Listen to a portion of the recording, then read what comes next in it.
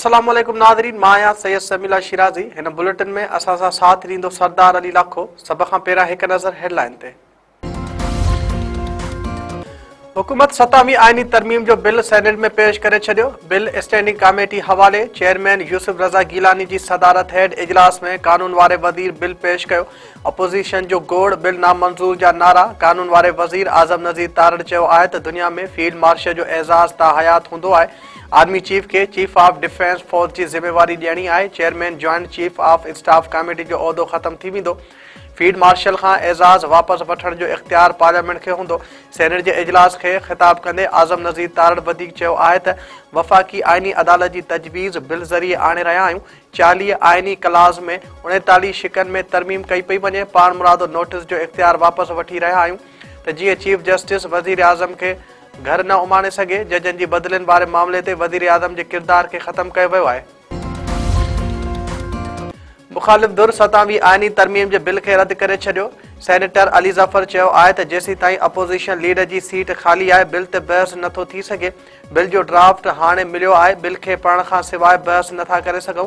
अलामा राजा नासिर अब्बास चयो आहे त तरमीम जी मंज़ूरी सां पार्लियामेंट जी हैसियत ख़त्म थी वेंदी। तकड़ छाजी आहे, 2 ॾींहं लॻनि या 2 महीना लॻनि, इत्तफ़ाक़ राय हुजणु घुरिजे।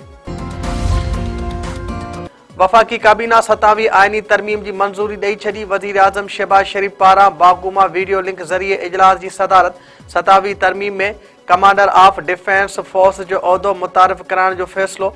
उहो उहिदो चीफ ऑफ आर्मी स्टाफ वटि ई हूंदो। 27वीं आइनी तरमीम तहत आइनी अदालत क़ाइमु थींदी। शुरूआती तौरु 7 जज मुक़ररु कया वेंदा। जस्टिस अमीनुद्दीन खे नई आइनी अदालत जो सरबराह मुक़ररु करण जो इम्कान।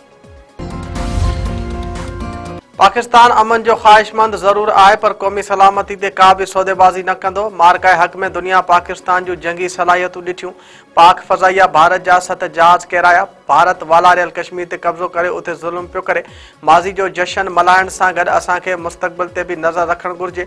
बाकू में अज़रबाईजान जे योम फ़तह जे हवाले सां परेड। मुख़्तलिफ़ मुल्कनि जे सरबराहनि ऐं फील्ड मार्शल सैयद आसिम मुनी जी भी शिरकत। वज़ीर आज़म शहबाज शरीफ़ तकरीब खे ख़िताब कंदे चयो त अज़रबाईजान सां लाॻापन खे क़दर जी निगाह सां ॾिसूं था। अज़रबाईजान जे बहादुर सपूतनि पंहिंजी सरज़मीन जो कामयाबी सां दिफ़ा कयो। पाकिस्तान, तुर्किया ऐं अज़रबाईजान 3 मुल्क आहिनि पर उन्हनि जा दिलि गॾु धड़कनि था।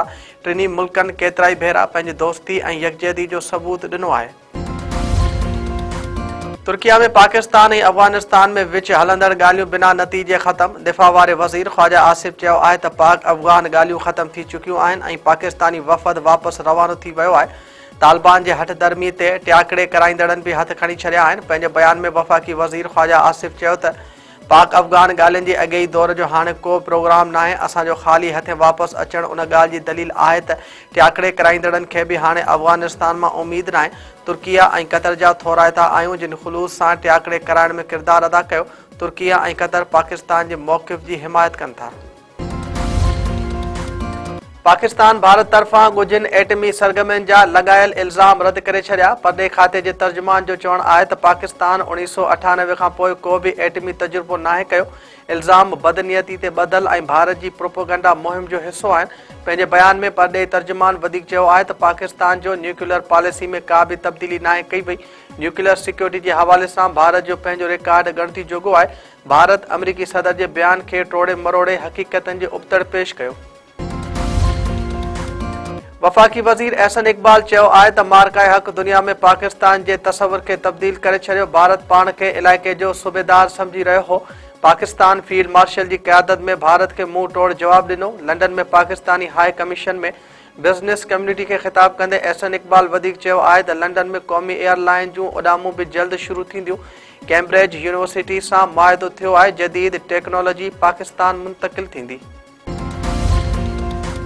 सिंध जे वकीलनि 27वीं आइनी तरमीम खे रद्द करे छॾियो। 14 नवंबर ते हैदराबाद में एहतजाजी रैली ऐं वादुआ ते रोड ते धरणे जो ऐलान। हैदराबाद में वकीलनि पारां मुनक़िद कयल कन्वेंशन में औरत वकीलनि जी बि वॾे अंग में शिरकत। 27वीं तरमीम नामंज़ूर जा नारा। कराची बार जे सदर आमिर नवाज़ वड़ाए चयो आहे त 27वीं तरमीम आइन ते राताओं आहे, उनखे कंहिं बि सूरत में क़बूल न कंदासीं। सिंध जो विरहाङो कंहिं बि सूरत में क़बूल न आहे। भरपूर मज़ामत कई वेंदी।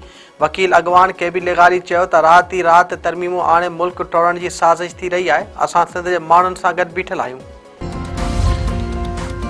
सिंध में 24 कलाकनि दौरान डेंगी वायरस जा वधीक 999 केस ज़ाहिर। सिहत खाते जी रिपोर्ट मुताबिक़ सूबे में डेंगी वायरस जा 5150 टेस्ट कया विया, जिन मां 999 मुस्बत आया आहिनि। 24 कलाकनि दौरान कराची डिवीज़न में डेंगी वायरस जा वधीक 535 ऐं हैदराबाद डिवीज़न में डेंगी वायरस जा 464 केस साम्हूं आया। सेक्रेटरी सिहत रेहान बलोच चयो आहे त हैदराबाद में डेंगी वायरस जी मुस्बत केसनि में नुमाया घटिताई आई आहे। गुज़िरियल हफ़्ते जी शरह 46% खां घटि थी 35% रहिजी वई आहे। कंदकोट वेझो ॿिनि ट्रालर में टकर बाद बाहि लॻी वई, हिकु ड्राइवर फौत, ॿियो ज़ख़्मी। इंडस हाईवे ते कार खे बचाईंदे ॿिनि ट्रालरनि में टकर थी पियो। हादिसे सबबु ॿिन्ही ट्रालरनि खे बाहि विकोड़े वई। बाहि लॻण सबबु पेशावर जो रहवासी ट्रालर ड्राइवर वली ख़ान फौत थी वियो। ज़ख़्मी ड्राइवर सलमान नाज़ुक हालत में अस्पताल मुंतक़िल। नगर पार्कर वेझो 3 नौजवान दोस्तनि मुबैना तौरु इज्तिमाही आपघात करे छॾियो। दानो धांधल थाणे जे हद में कंडे जे वण में नौजवान जा फाव खाधल लाश मिलिया। हथ आयल लाशनि जे दानो धांधल वासी 23 वरनि जे दंजी पुट प्रताप कोहली, 18 वरनि जे गौतम पुट शंकर ऐं 16 वरनि जे जयराम भागचंद कोहली तौरु सुञाणप। 3 नौजवान दोस्तनि पारां इज्तिमाही आपघात जो कारण मालूम न थी सघियो। पनवाकिल वेझो क़ौमी शाहराह ते 2 मोटरसाइकिलनि विच में आमो साम्हूं टक्कर सबबु नौजवान फौत, 2 ॼणा ज़ख़्मी। हादसे में फौत थी वियल नौजवान जी मोहम्मद हसन डेओ तौरु सुञाणप। ज़ख़्मी मोहम्मद याकूब ऐं नसीर चाचड़ नाज़ुक हालत में अस्पताल मुंतक़िल। पुछेरी भरिसां मेरान हाईवे ते रोड हादसे सबबु मोटरसाइकिल सवार 48 वरनि जो शहज़ाद अली पुट अब्दुल हमीद मलक फौत। खानपुर महर लॻ ट्रैक्टर जो टक्कर लॻण सबबु ॻोठ करीमदाद गोडाणी वासी पीरसन औरत माई माहिर ज़ाल छुटल गोडाणी फौत थी वई।